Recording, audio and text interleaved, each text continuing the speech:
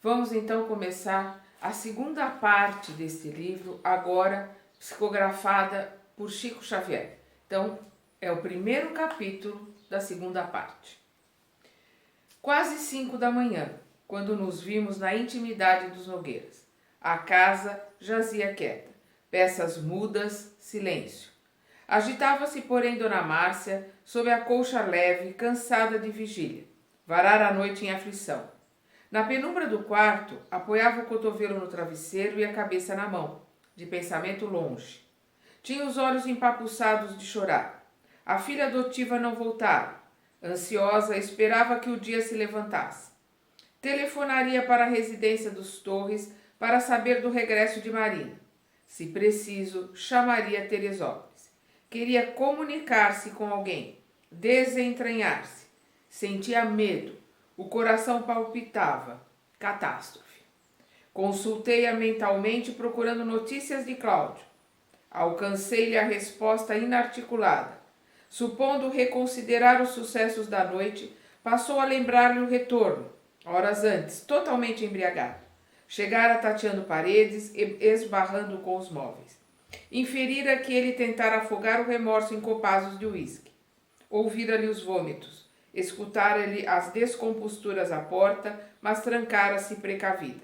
Carraspana e ressaca, rematando a criminosa aventura. Não desejava cenas.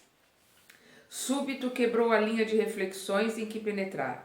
Repeliu-me a influência, convicta de estar reafirmando para si mesmo que atingira o ponto final da tolerância.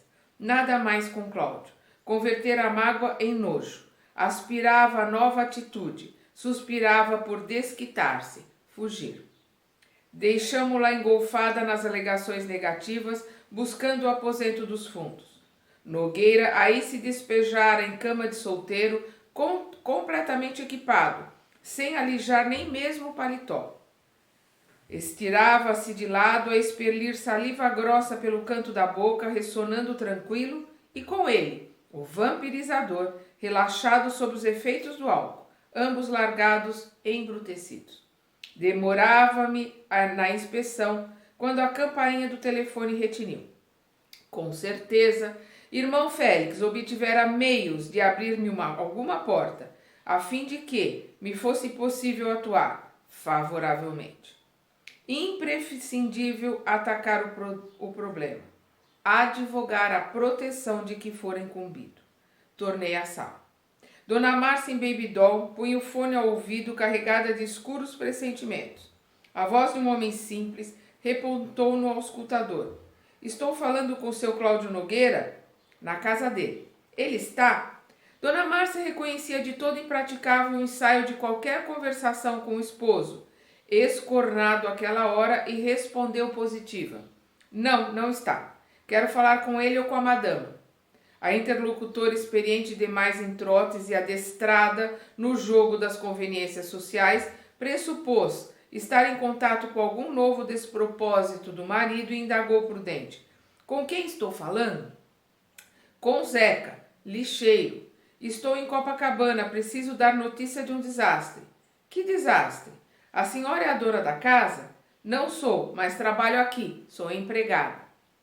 Dona Márcia receava cair em complicações na hipótese de transpor as raias do anonimato, e à vista disso, antes que o desconhecido revidasse, acrescentou.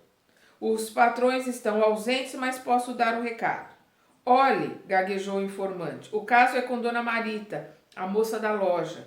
Que há? Diga, por favor, o que há. A senhora Nogueira sentiu-se traspassada de angústia. Enquanto de minha parte concluía que Félix angariara o concurso de um lixeiro prestimoso para transmitir a notícia, preparando o terreno que me cabia encaminhar ao plantio da compaixão. Diga aos patrões que ela foi atropelada. Onde? Como? Quando? Bem, eu não sei como foi, mas vi que era ela. Agora, há 1h30, aqui perto, na Avenida Atlântica. Está aí? Não está, a ambulância já levou. Mas o senhor tem certeza? Tenho toda a certeza. Ela estava sem bolsa, ninguém a reconheceu, mas eu conheço Dona Marita. Foi sempre amiga de minha mulher desde que veio para cá. Minha mulher é empregada no edifício da loja. Coitada de Dona Marita, moça tão boa. Ela é que conseguiu lugar para as minhas 2 filhas na escola. Mas, escute. Dona Márcia cortou as referências terrivelmente chocada. Como está ela? Dizem que morreu. Embora calejada contra as emoções, a esposa de Cláudio abandonou o fone e afastou-se pálida. Arremessou-se à cama e agarrou a própria cabeça entre as mãos, julgando enlouquecer. Morta, Marita morta, refletiu atribulada. Recordou o traje que a pobre menina experimentara naquela noite, que o dia nascente esfumara, qual se expusesse um pesadelo, e a mente divagou. Aracélia, a servidora e amiga, 20 anos antes, o suicídio, e agora a filha, na mesma tragédia, com o mesmo homem. De certo, Marita, envergonhada, procurara a morte. Inexperiente, sucumbira. Ajustava argumentos por dedução. Crescina falara-lhe de encontro com Gilberto, no entanto, apanhara Cláudio em desconcerto flagrante. Tudo indicava a intromissão dele em algum arranjo dos jovens para infligir à filha um imperdoável insulto. Indubitavelmente, a desventurada menina preferira morrer. Neste entretempo intervim. Assimilei-lhe os pensamentos de simpatia e fui-la meditar nas tribulações de Marita, dentro da noite, esforçando-me por incliná-la à compaixão. Largasse o marasmo, sacudisse Cláudio, chamasse, implorasse. Se o marido não estivesse em condições de compreendê-la, que ela própria saísse à rua, procurasse a moça, telefonasse à polícia, refletisse nela como sendo sua própria filha. Corresse ao pronto-socorro da Zona Sul, inquirisse funcionários, ouvisse médicos, visitasse a morgue. Alguém auxiliaria, encontraria a criatura que a providência divina lhe pusera nas mãos. Quem saberia? Talvez que ela ainda estivesse nas raias do fim a esperar-lhe as mãos piedosas como quem aguarda uma bênção. Dona Márcia ouviu mentalmente. Ao recolher-me as sugestões, imaginou a filha estendida no necrotério, comoveu-se e chorou. Entretanto, a senhora Nogueira não era pessoa que renunciasse a peso e medida em matéria de questões sociais e domésticas. Reagiu para logo, crendo-se piegas. Não queria afundar-se em sentimentalismo. Confessou, na suposição de que falava consigo mesma, era necessário sopesar prós e contras. Do pesar ao cálculo, mediaram apenas alguns instantes. Efetivamente, lastimava Marita e enojava-se de Cláudio, monologou. Todavia, era mãe. Nada de aliar-se ao destino da filha. Marina aprumava-se. Os Torres eram ricos, talvez riquíssimos. Ambas as moças disputavam Gilberto. Afinal, a morte de Marita surgia por solução. Assim que pudesse chamar o esposo a brios, combinariam um plano certo, levantariam a hipótese de acidente, inventariam versão plausível. Ela própria afirmaria que concedera à jovem permissão para pernoitar em casa de parente enfermo, recomendando-lhe o regresso tão cedo quanto fosse possível para a obtenção de notícia urgente. Perdão. Indispensável maquinar situações, engenhar detalhes. Os chefes da loja, amigos de Marita, se interessariam pelos fatos.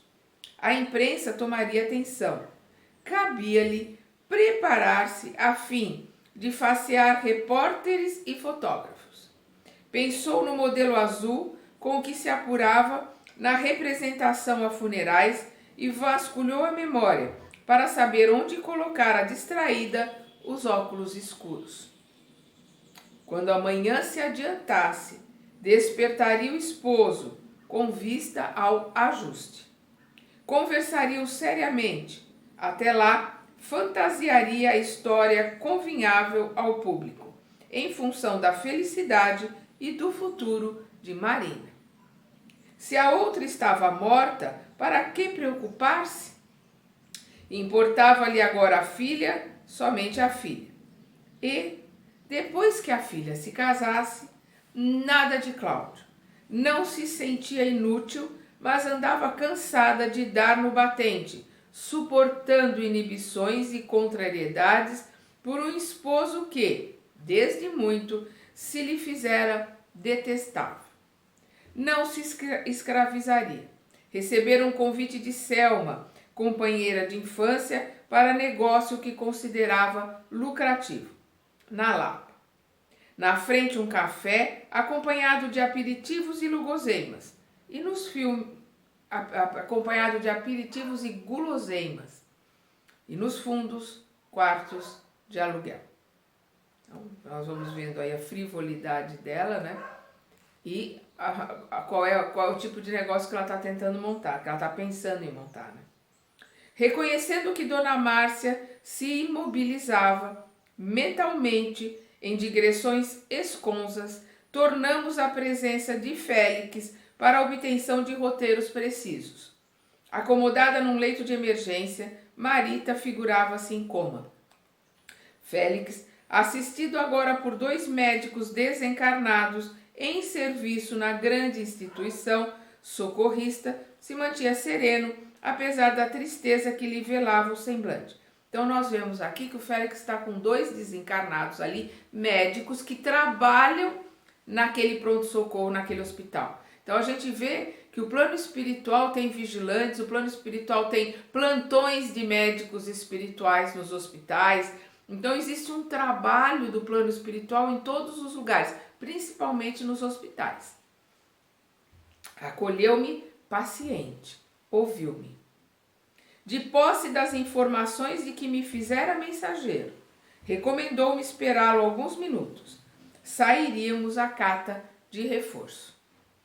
Enquanto isso, auscultei a jovem acidentada, que jazia inconsciente em terrível depressão. Escassas reações dos centros nervosos, anoxemia, sensíveis alterações dos capilares, lesões no peritônio. Os esfíncteres descontrolados davam passagem a líquidos e excrementos que empastavam a veste. Félix mobilizou as providências cabíveis e rogou aos colegas desencarnados nos substituíssem por instantes.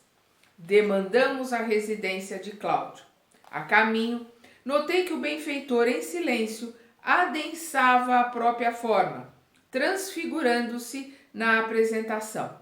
A ocorrência que eu consegui apenas depois de paciente elaboração mental, obtinha a Félix, com esforço ligeiro, rápidos momentos, e imprimiu ao corpo espiritual novo ritmo vibratório. Vamos lembrar que quando o André quis se apresentar lá na casa dos Nogueiras para conhecer o que hoje nós sabemos é o Monteiro, não, Medeiros, né? O obsessor lá do Cláudio, ele levou 1 hora para adensar o corpo dele. E aqui nós vemos que em alguns minutos o Félix adensou o corpo, baixou a vibração para poder ser visto, né, pelo obsessor lá da casa, o obsessor do Cláudio. Por que a transformação? Desculpa, antes disso, o instrutor assumir as características de um homem vulgar. Por que a transformação?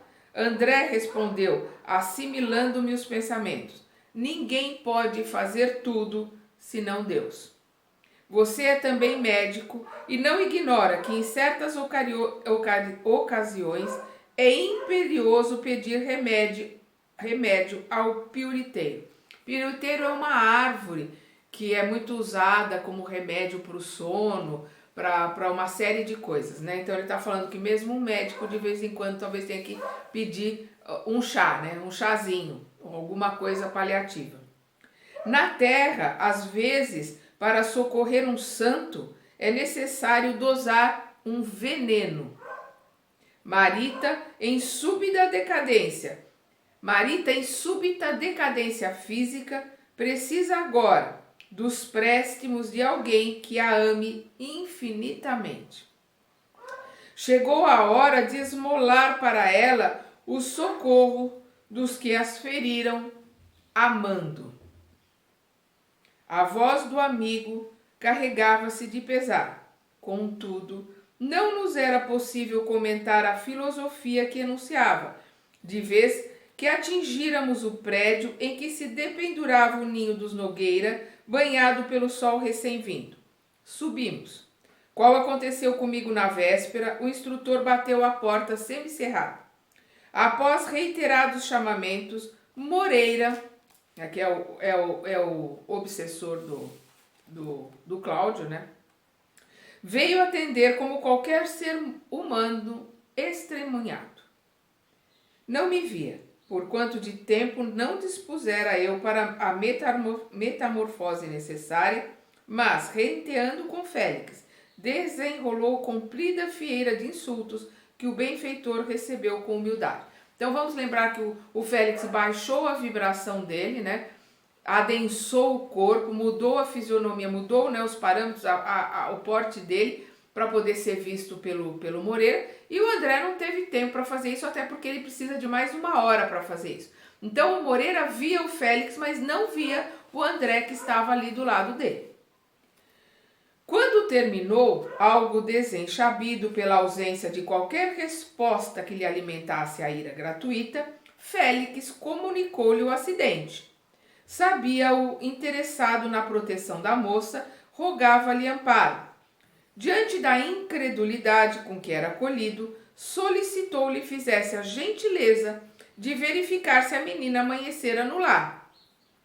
Moreira correu ao interior e voltou, coçando a cabeça. Sim, atenderia o apelo, mas não despertaria o dono da casa enquanto não averiguasse a realidade. Carrancudo ladeou o instrutor, sem dizer palavra, do Flamengo ao estabelecimento de socorro público, mas, topando a moça, entregue à miserabilidade orgânica, o peito se lhe explodiu numa torrente de lágrimas, semelhante à rocha que se partisse de repente para revelar uma fonte. Então nós vemos aqui que o Félix foi buscar socorro entre aqueles que amavam Marita. Do jeito deles, a gente vê ali que o Moreira, né, explodiu ali de chorar na hora que viu a Marita ali machucada e prestes a desencarnar. É um amor de posse, é um amor de paixão, mas é um amor.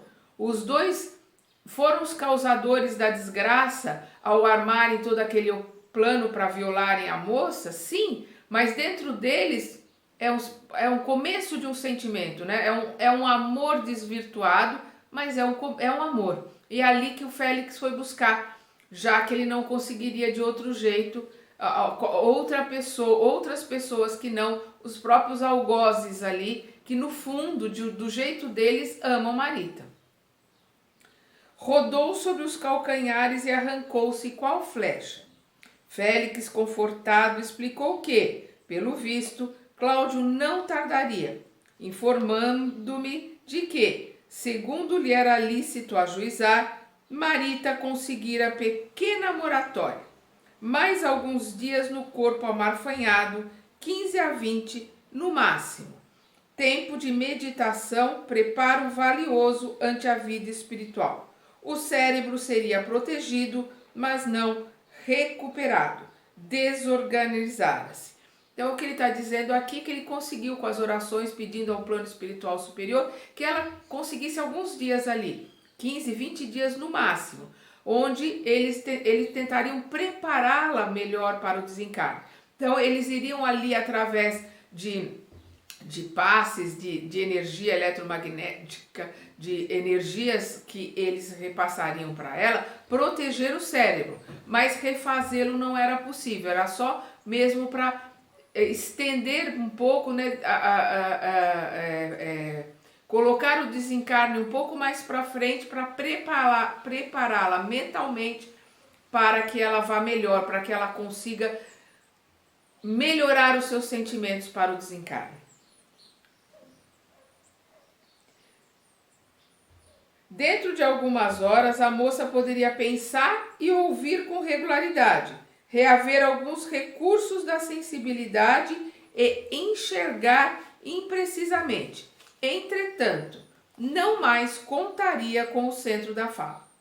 Naquele estado, aditou ele, permaneceria facilmente na esfera física por muito tempo ainda, mas o peritônio sofrera contusões de efeitos irreversíveis. Não valeriam antibióticos por maior fosse a carga. Ainda assim, sentia-se reconhecido aos supervisores espirituais que haviam advogado a pequena dilatação. Ele estava ali muito agradecido pelo tempo que foi concedido ali a Marita, para ele poder, né, ajudá-la a se preparar para o desencarne. As horas finais ser-lhe-iam preciosas. Desfrutaria o ensejo de apontar-se para a renovação, desfrutaria o ensejo para aprontar-se para a renovação, enquanto que Cláudio, Márcia e Marina talvez reconsiderassem caminhos. Arrecadava-lhe o otimismo comovidamente. Depois que ele viu ali na cabeça da Márcia, né, ele achou que não seria assim, mas transcorridos pouco mais de 50 minutos, Cláudio, seguido por médico que lhe afeiçoara a família e que conhecia Marita desde muito, deu entrada no posto de assistência. Márcia, sob a pressão de Moreira e interrogada pelo marido, liberara as informações de que dispunha. O facultativo, recém-chegado, deixou o bancário no vestíbulo para efetuar a inspeção, identificando a menina sem maiores dificuldades. Feito isso, tomou providências junto aos colegas para que a jovem fosse imediatamente transferida para o Hospital Central dos Acidentados, com vistas ao tratamento urgente e minucioso. E depois de ligações telefônicas, no preparo da instalação necessária, determinou as medidas inadiáveis, que limpassem Marita, que se lhe purificasse o ambiente, que mesmo acreditada em coma, fosse tratada com o máximo apreço. Seja dito, no entanto, que não se registrara ali qualquer desleixo. As condições precárias da moça exigiam repouso, quietação, justo observá-la antes de qualquer alteração suscetível de agravar-lhe os constrangimentos. Então não houve desleixo ali no hospital. Pura e simplesmente eles não poderiam movê-la, não podiam fazer muita coisa, porque primeiro precisavam esperar que ela se recuperasse um pouco. Com efeito, iniciada a laboriosa remoção, que Cláudio e Moreira seguiram de longe, a cabeça pendida para trás impeliu o sangue a movimento retrógrado e surgiu a possibilidade de asfixia. Félix controlou quanto pôde as mãos dos condutores e tão logo a vimos ajustada em novo leito valime do socorro magnético de profundidade que as circunstâncias exigiam. Então ali ela poderia se sufocar, mas o Félix controlou a mão dos atendentes, né? Ajudou ali para que fossem mínimas as consequências daquela mudança de local e transferência dela. E nós vemos aqui o André Luiz colocou aqui uma transfusão, valime do socorro magnético de profundidade. Então, uma transfusão de energias de profundidade, né? Onde ele iria atingir o perispírito dela, né? Para que o perispírito, sendo assistido, pudesse retransmitir para o corpo físico, mas agora as intenções ali era de prepará-la para o desencarne e não curar o corpo físico, que não tinha mais solução, era só mantê-lo por um tempo para que houvesse esse preparo para o desencarne. Sentei-me de maneira a guardar aquele corpo abatido em meus braços, envolvendo-o no meu próprio hálito, numa operação que nos permitiremos nomear aqui por adição de força, cujos resultados se destacam surpreendentes quando a criatura retida no envoltório físico se mostra nos últimos lances da resistência. Então ele fez ali através da via oral do sopro, né? Ele fez uma transfusão energética ali na Marina, de perispírito para perispírito. Perispírito de um desencarnado para o perispírito de uma encarnada ainda por pouco tempo. Nesse ínterim, Félix aconselhou que eu me adensasse na apresentação, a fim de que Moreira me enxergasse os exercícios. Conservava a esperança de vê-lo oferecer-se para manter a respiração da moça em boa ordem. Orei, empenhando-me na consecução do objetivo, e quando Nogueira e o acompanhante vararam a porta do quarto em que a administração nos localizara, o vampirizador deitou-me olhar espantadiço. Ele adensou ali, né, a matéria dele para que o Moreira pudesse ver. Cambalearam sensibilizados, aflitos. Então aqui os dois, né, cambalearam, o Nogueira e o Moreira. Incoercível emoção me tomou a alma. Cláudio aberou-se, trêmulo da filha, e rompeu em soluços. Tanto quanto me era dado perceber, aquela hora significava para ele doloroso balanço de consciência. Instintivamente, tornou a infância e a mocidade, lembrou as leviandades primeiras e reflexões do passado corporificaram-se na memória. Enfileirou na imaginação os desvarios sexuais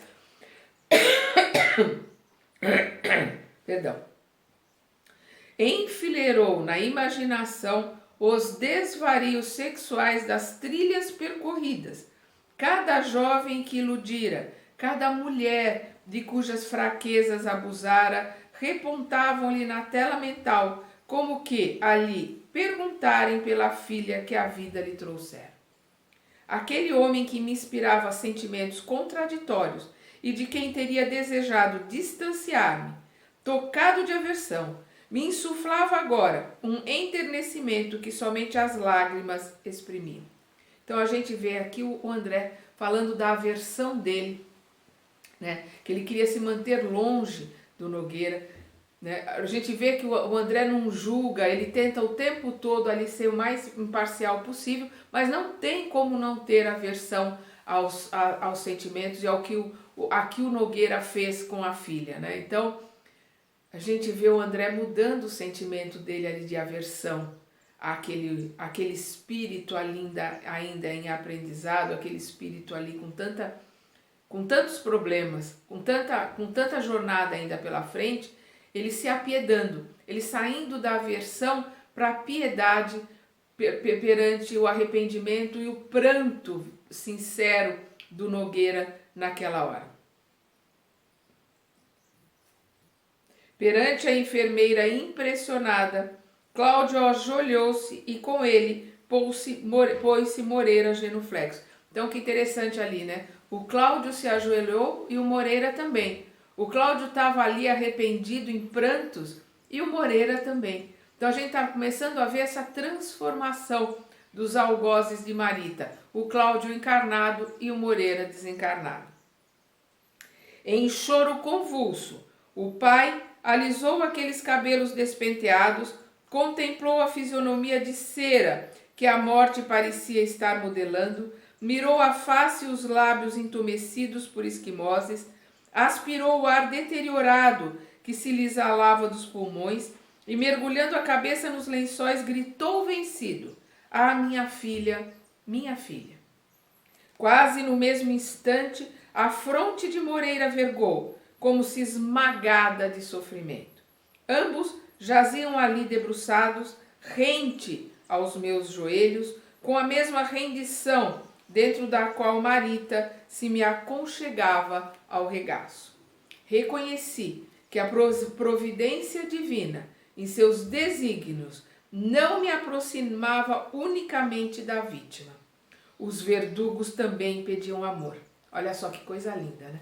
Ele estava ali com a cabeça da Marita no colo dele, os dois ajoelhados ali rente aos joelhos dele, chorando, arrependidos, e ele fazendo essa transfusão através da respiração, né? Através do sopro. Ele está mandando ar, ele está fazendo uma transfusão de energia para que a Marita se mantenha respirando no corpo físico, se mantenha viva por mais algum tempo. E ele viu que ali não só a Marita precisava de ajuda, mas os verdugos pediam amor, pediam ajuda também ali. Ele começou a ter a compaixão, né? Ele já estava ali tendo uma compaixão maior por aqueles dois infelizes. Segurando a moça inerme à altura do peito, afaguei-os com a destra, sustentando-me em prece. Então ele estava emanando energia através do sopro para ela, segurando a cabeça dela ali no colo dele, e com a destra, com a mão direita, ele afagou as cabeças de Cláudio e de Moreira, emanando energias de amor para eles.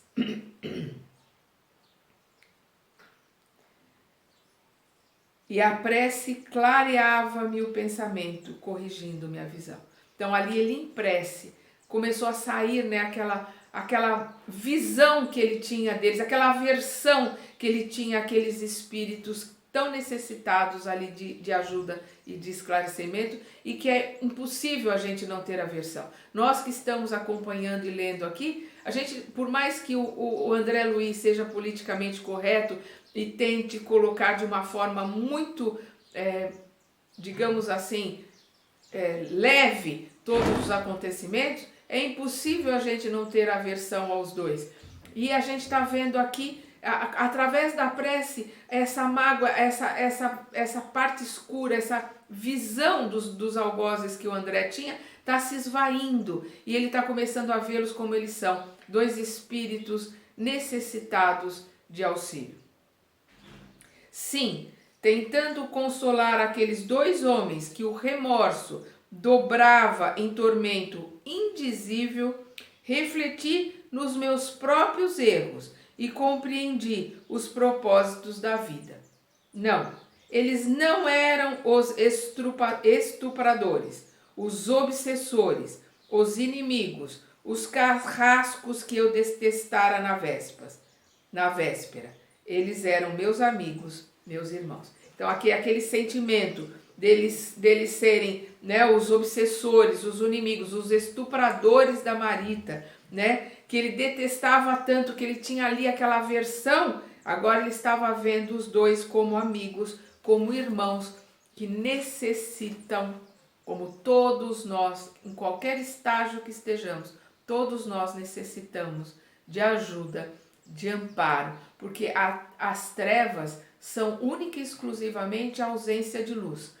Basta um fósforo, uma vela, para que a treva não exista mais, porque se acendeu uma pequena luzinha ali. Então nós estamos começando a ver as coisas se modificarem através do remorso, através da dor ali de ver aquele ente querido, tortamente querido no jeito deles dois amarem, mas um ente querido ali naquele sofrimento. Vamos continuar estudando e aprendendo com André Luiz no próximo capítulo.